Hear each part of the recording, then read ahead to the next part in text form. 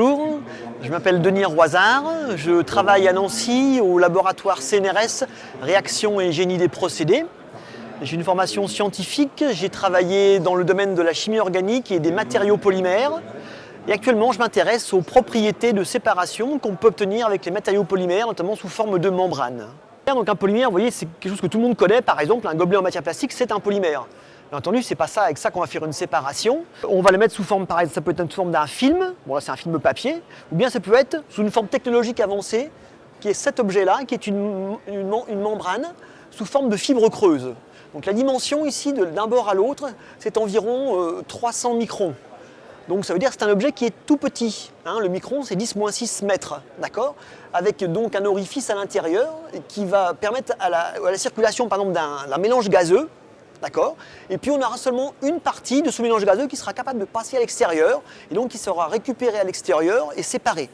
Donc l'intérêt de ce dispositif-là, c'est que ce sont des formes de fibres qui sont à peu près aussi grosses que mes cheveux, un petit peu plus grosses que mes cheveux, et qui permettent d'être assemblées en modules et avec des milliers de fibres analogues à ça, et donc d'avoir des surfaces d'échange, la surface d'échange étant définie par exemple la surface extérieure ou la surface intérieure, qui sont extrêmement grandes.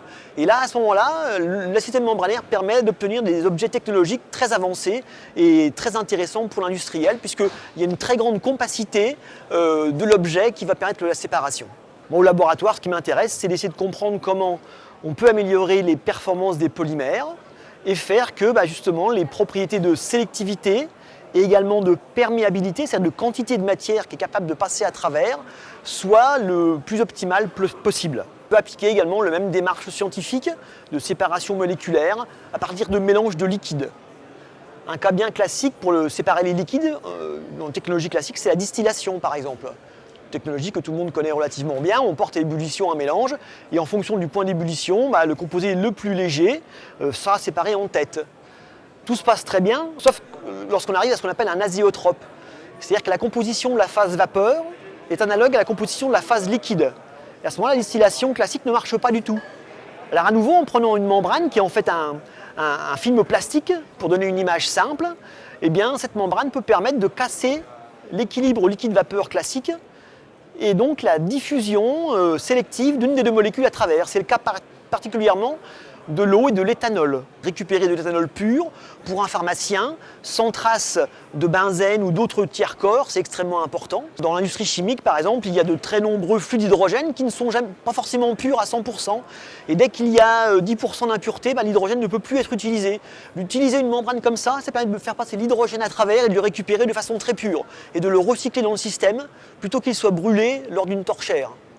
Au niveau grand public, il y a actuellement, par exemple, un petit outil qui existe sur la base d'une séparation membranaire où l'on prend l'air, on extrait l'oxygène de l'air et on s'en sert pour gonfler les pneus. Et ça permet donc de gonfler ces pneus avec de l'azote, ce qui a en fait un gros intérêt puisque la matière n'est plus en contact avec l'oxygène, donc la durée de vie est plus grande et également la perméabilité de l'azote à travers le pneu est plus faible. Donc le problématique de dégonflement est plus faible. Et il y a une économie d'énergie également parce que le pneu est gonflé finalement et plus il permet une économie d'énergie au niveau du véhicule.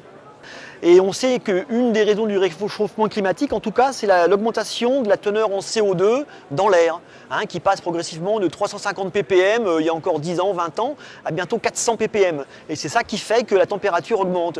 Donc séparer le CO2, c'est quelque chose de très difficile en fait, puisque à l'issue des systèmes de combustion, en général, il est très dilué dans de l'air. Donc c'est par exemple entre 3% et 15% de CO2.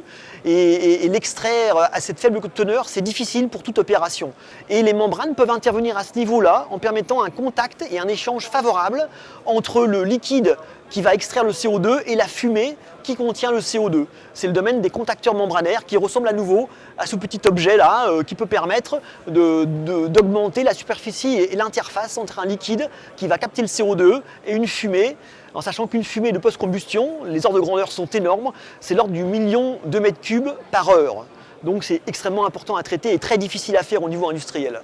Donc c'est peut-être une solution pour l'avenir.